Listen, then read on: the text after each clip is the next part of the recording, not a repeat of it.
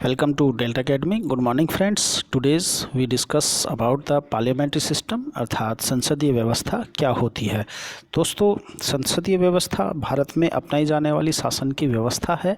अगर हम लोकतांत्रिक देशों की बात करते हैं तो लोकतांत्रिक जो सरकारें हैं या जो सरकार के रूप हैं वो दो रूप से देखने को मिलती हैं। एक उत्तरदायी सरकार होती है जिसे हम संसदीय सरकार कहते हैं, और दूसरी जो है अध्यक्षात्मक सरकार कहलाती है जिसे हम प्रेसिडेंशियल सरकार भी कह सकते हैं। तो भारत के संदर्भ में संसदीय सरकार को अपनाया गया है या पार्लियामेंट्री सिस्टम को अपनाया गया है। तो आखिर क्या है ये, इसको हम जानने की कोशिश करते हैं। पहले हम बात करते हैं संविधान में संसदीय व्यवस्था की जो स्थिति है वो आर्टिकल 74 और 75 से संबंधित है। आप लोगों को पता होगा सरकार में जो 74 और 75 है वो मंत्रिपरिषद से संबंधित दो आर्टिकल्स हैं।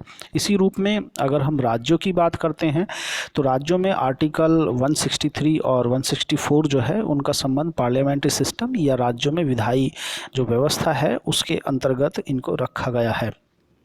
दोस्तों, जो हमारी लोकतांत्रिक सरकारों में जो संसदीय व्यवस्था है उसका संबंध जो है कार्यपालिका का विधायिका के प्रति उत्तरदायी होना होता है। अर्थात संसदीय सरकार को हम कैबिनेट सरकार या उत्तरदायी सरकार या सरकार का वेस्टमिंस्टर मॉडल भी कहा जाता है, और ये वर्तमान में जो है ब्रिटेन, जापान, कनाडा, भारत जैसे देशों में प्रचलित है।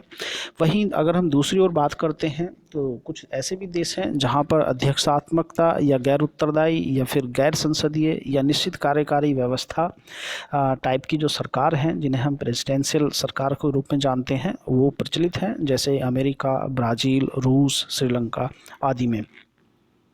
अब हम बात करेंगे इसकी जो विशेषताएं हैं वो किस प्रकार की होती है। तो इस प्रकार की जो संसदीय व्यवस्था होती है उसमें पहली बात जो मुख्य है उसमें जो राज्य का मुखिया होता है वो एक नामित होता है अर्थात नाम मात्र का होता है, जबकि कार्यपालिका की जो शक्तियाँ होती हैं, वास्तविक कार्यपालिका की शक्तियाँ वो प्रधानमंत्री के पास होती हैं, जो भारत में आर्टिकल 74 में जो है एक प्रधानमंत्री के नेतृत्व में मंत्रिपरिषद की व्यवस्था की गई है।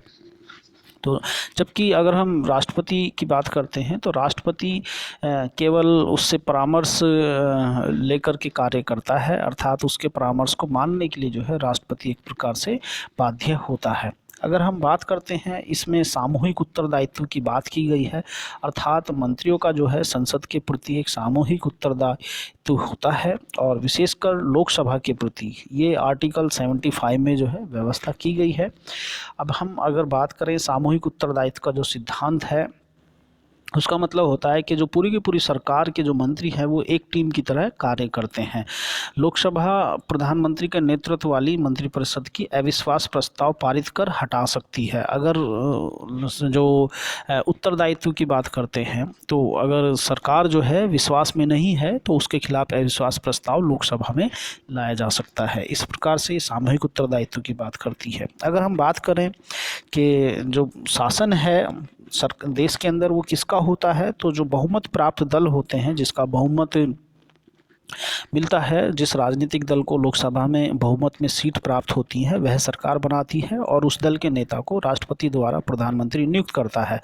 जबकि अन्य मंत्रियों की नियुक्ति जो है प्रधानमंत्री की सलाह पर राष्ट्रपति करता है। और जब किसी एक दल को बहुमत प्राप्त नहीं होता है तो बहुत सारे दल जो हैं मिल करके एक गठबंधन बनाते हैं, जैसा कि आप लोगों ने नाम सुना होगा NDA, नॉन डेमोक्रेटिक अलायंस, और इसी प्रकार से UPA।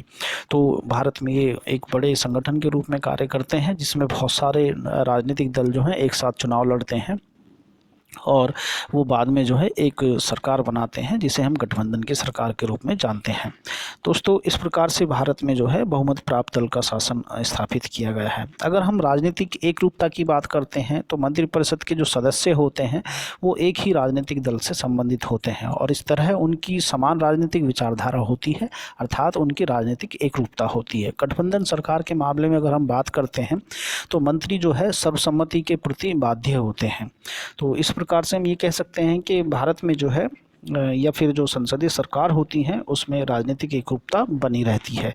अगर हम कार्यपालिका और विधायिका के बीच की संबंध की बात करते हैं तो उनमें जो है इस प्रकार से संबंध देखने को मिलता है कि जो विधायिका है और कार्यपालिका है, दोनों के सदस्य एक ही होते हैं। इसका मतलब ये है कि कोई भी व्यक्ति जो है बिना संसद का सदस्य बना मंत्री नहीं बन सकता है।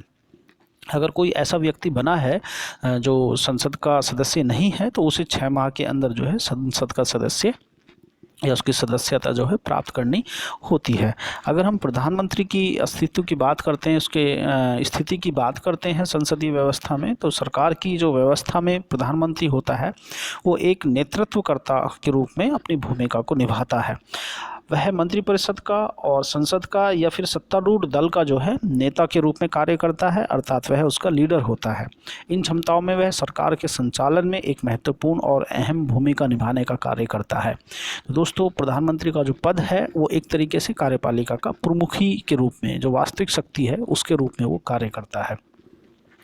और भी बहुत सारी बातों को हम रख सकते हैं, जैसे कि निचले सदन का इसमें विघटन होने की बात की जाती है या फिर गोपनीयता की बात की जाती है। अगर हम मंत्रियों की गोपनीयता के सिद्धांत की बात करते हैं तो वो इस प्रकार के सिद्धांत के अंतर्गत कार्य करते हैं और अपनी कार्रवाई और नीतियों और निर्णयों को जो है वो सूचना नहीं दे सकते हैं अपना कार्य ग्रहण करने से पूर्व, इसलिए वो एक शपथ लेते हैं और इस प्रकार की जो शपथ है वो राष्ट्रपति उनको दिलवाते हैं कि वो अपने कार्यों की गोपनीयता को बनाकर रखेंगे। तो दोस्तों, इस प्रकार से संसदीय सरकार की जो विशेषताएं हैं वो प्रमुख है। अब हम बात करेंगे संसदीय सरकार के जो गुण हैं वो क्या हैं। तो विधायिका और कार्यपालिका के मध्य जो है इसमें एक सामंजस्य होता है, उनके बीच में एक संबंध होता है और यह सरकार के विधायी और कार्यकारी अंगों के बीच जो है सहयोग और सहकारी संबंधों को सुनिश्चित करता है। कार्यपालिका विधायिका का एक अंग है और दोनों अपने कार्यों में स्वतंत्र हैं।